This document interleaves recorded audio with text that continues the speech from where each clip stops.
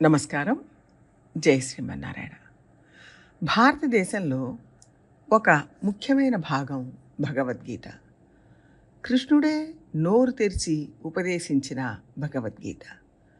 యుద్ధం చెయ్యను అని ఆయుధాలు పడేసిన అర్జునుడిని యుద్ధం చేసి తీరాలి అని కృష్ణుడు ప్రోత్సహించి అన్ని విషయాలు వివరించి ఆయనకు తోడుగా ఉండి విజయం సాధించి పెట్టాడు. ఇదంతా భగవద్గీతలో ఉంది. భారతదేశంలో కానీ ఇతర దేశాల్లో కానీ భగవద్గీత అంటే తన బాధ్యతను నెరవేర్చమని చెప్పిన ఒక గ్రంథం అన్న భావన ఉంది.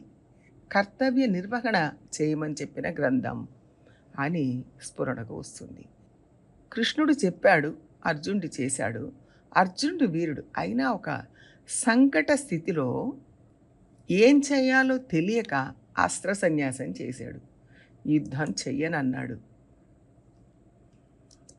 బంధువుల మీద ప్రేమ కలగడం వల్ల తన కర్తవ్యాన్ని నిర్వర్తించడానికి విముఖంగా ఉన్నాడు.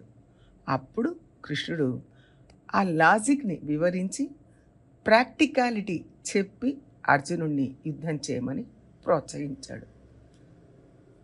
తమిళంలో తిరువళ్ళువర్ రాసిన తిరుక్కురళ్ అనే గ్రంథం ఎలా ఏ మతానికి సంబంధించింది కాదు అని వాదిస్తున్నారో అలాగే భగవద్గీత కూడా ఏ మతానికి సంబంధించింది కాదు అని ఒక వాదం లేపుతున్నారు. తమ కర్తవ్యాన్ని నిర్వర్తించడం కోసం చెప్పిన గ్రంథాలు మాత్రమే అనే అభిప్రాయాన్ని బలంగా ప్రచారం చేస్తున్నారు. ముందు తిరుక్కురళ్ ఒక మతానికి సంబంధించింది కాదు అని చెప్పడమే తప్పు. తిరువళ్ళువర్ గ్రంథం ప్రారంభంలోనే అంటే మొదటి కురళ్ అంటే మొదటి వార్తలోనే అగర మొదల ఎഴുத்தெல்லாம் ఆది భగవన్ ముగట్రే ఉలగు అని అకారం అక్షరాల్లో మొదటిది, అది శాశ్వతుడు అయిన ప్రపంచానికి మూల కారణమైన భగవంతుడికి చెందినది ఆకారం అని చెప్పడం వల్ల అది హిందూ ధర్మానికి సంబంధించింది అని స్పష్టంగా తెలుస్తోంది. దాంట్లో భేదభావమే లేదు. ఇదంతా మొదటి గురల్లోనే చెప్పారు, ఎక్కడో కాదు. పరమాత్మ ఆకారవాచ్యుడని వేదాంతం చెప్పింది. అందువల్ల ఆ గ్రంథం మతానికి సంబంధించింది కాదు, సెక్యులర్ అని చెప్పడం సరైంది కాదు. తిరువళ్ళువర్ హిందూ ధర్మాన్ని వివరించే గొప్ప గ్రంథాన్ని రాశారు. అలాగే భగవద్గీత కర్తవ్య నిర్వహణ గురించి చెప్పింది తప్ప భగవంతుడి గురించి ఇందులో ఏమీ లేదు అని చెప్పడం కూడా తప్పు. అట్లా చెప్తే ఏమవుతుంది? ఏదో 2వ, 3వ, 4వ అధ్యాయాల్లో కొన్ని శ్లోకాలు మాత్రమే అర్జునుడికి కర్తవ్యాన్ని గురించి చెప్పింది. అర్జునుడిని యుద్ధం చేయమని చెప్పడం కోసం కృష్ణుడు ఆయనకు భగవద్గీత చెప్పాడు అని అర్థం చేసుకుంటారు. ఫలితం మీద దృష్టి పెట్టకు, ఫలితం కోసం ఏ పని చెయ్యకు, కానీ యుద్ధం చెయ్యాలి అంటే ఎందుకు చేస్తారు? ఎవరైనా యుద్ధం చేయడానికి ముందుకు వస్తారా? రారు. ఆ తర్వాత ఎక్కడికి వెళ్ళాలి? యుద్ధం తర్వాత అని చెప్పడం వల్లే యుద్ధం ఎందుకు చెయ్యాలి అనేది అర్థమవుతుంది. 4 అధ్యాయాల దాకా కర్తవ్యం గురించి చెప్పబడింది. ఆ తర్వాత యోగం, ధ్యానం వాటి గురించి చెప్పారు. 7వ అధ్యాయానికి వచ్చే వరకు మొత్తం తనే సృష్టిస్తున్నాను, రక్షిస్తున్నాను, లయిస్తున్నాను అని అన్నీ నేనే అని చెప్పాడు భగవంతుడు, అంటే కృష్ణుడు. ఇంకా భగవంతుడు లేడని చెప్పేవాళ్ళు కూడా కొంతమంది ఉన్నారు. వాళ్ళ ఉద్దేశం ఏమిటి? వాళ్ళ వాదన ఎట్లా తప్పు? ఇవన్నీ చెప్పి సత్వగుణం, శుద్ధి వీటి గురించి కూడా చెప్పారు.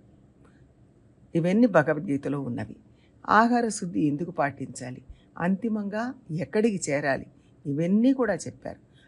అందువల్ల భగవద్గీత ఒక సెక్యులర్ బుక్ కాదు అని చెప్పకూడదు. అది ఖచ్చితంగా సెక్యులర్ బుక్. అది రామాయణం, మహాభారతం లాగానే ఇది కూడా సనాతన ధర్మానికి సంబంధించిన గ్రంథం. ఇది భారతంలో ఒక భాగం. తిరుక్కురళ్ కూడా పూర్తిగా హిందూ ధర్మానికి సంబంధించిన గ్రంథమే. హిందూ ధర్మంలోనే అందరికీ సంబంధించిన ధర్మాలు సాధారణ ధర్మాలు ఉన్నాయి. ఈ 2 గ్రంథాలను సమాన ధర్మాలు ఉన్న గ్రంథం అని చెప్పడానికి ఎలా సాధ్యమైంది అంటే, హిందూ ధర్మం ఆ స్థాయికి అందరికీ సంబంధించింది. అందరికీ సామాన్యమైంది. అదేదో ఒక చిన్న సర్కిల్‌లో ఉండే మతం కాదు. అనాది, విస్తృతమైంది. అందరికీ అందుబాటులో ఉండేది. ఇవి సెక్యులరిజం మాట్లాడుతుంది అని చెప్పేవాళ్ళు కూడా అంగీకరించేట్టుగా ఆ గ్రంథాలున్నాయి. అంటే ఈ సనాతన ధర్మం అందరినీ కలుపుకొని పోతుంది. అందుకని ఇది మతం కాదు, ఇది మతాన్ని గురించి చెప్పట్లేదు, భగవంతుడి గురించి చెప్పట్లేదు అని ఎట్టి పరిస్థితుల్లోనూ అనలేము. 10వ, 11వ అధ్యాయాలలో అంతా నేనే అని భగవంతుడు చెప్పాడు. సృష్టి జరుగుతుంది నాలోనే, ప్రతి వస్తువులో నేనున్నాను, అంతిమంగా అంతా నాలోనే చేరుతుంది అని కూడా చెప్పాడు. కాబట్టి ఇలాంటి గ్రంథాల యొక్క అర్థం తెలుసుకొని మాట్లాడాలి. మనకు ఒక గ్రంథం నచ్చింది అంటే దాంట్లో సులభమైన శ్లోకాలు కొన్ని తీసుకొని, ఇష్టమైన శ్లోకాలు కొన్ని తీసుకొని, మనకి ఇష్టం లేనివి, మనకు కొంచెం కష్టంగా ఉన్నవి పక్కకు పెడతానంటే అస్సలు కుదరదు. గ్రంథం మొత్తం తీసుకోవాల్సిందే. గీతలో ఉన్న 700 శ్లోకాలకు అర్థం చెప్పాల్సిందే, తెలుసుకోవాల్సిందే. కర్తవ్య దీక్షను మాత్రమే చెప్పే 100 శ్లోకాలు చెప్తానంటే కుదరదు. మిగిలిన 600 శ్లోకాలు వదిలివేయడానికి వీల్లేదు. వాటిని కూడా తెలుసుకోవాల్సిందే. ఒక గ్రంథం అంటూ తీసుకుంటే మొత్తంగా చదవాలి. చదవను అంటూ వస్తే 700 శ్లోకాలు చదవాలి. వాటి అర్థాలు తెలుసుకోవాలి. అప్పుడు ఆ గ్రంథం గురించి మాట్లాడాలి. అప్పుడు ఆ గ్రంథం మీద మాట్లాడే అధికారం వస్తుంది.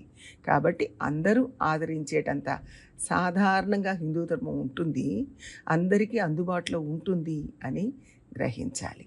జై శ్రీమన్నారాయణ.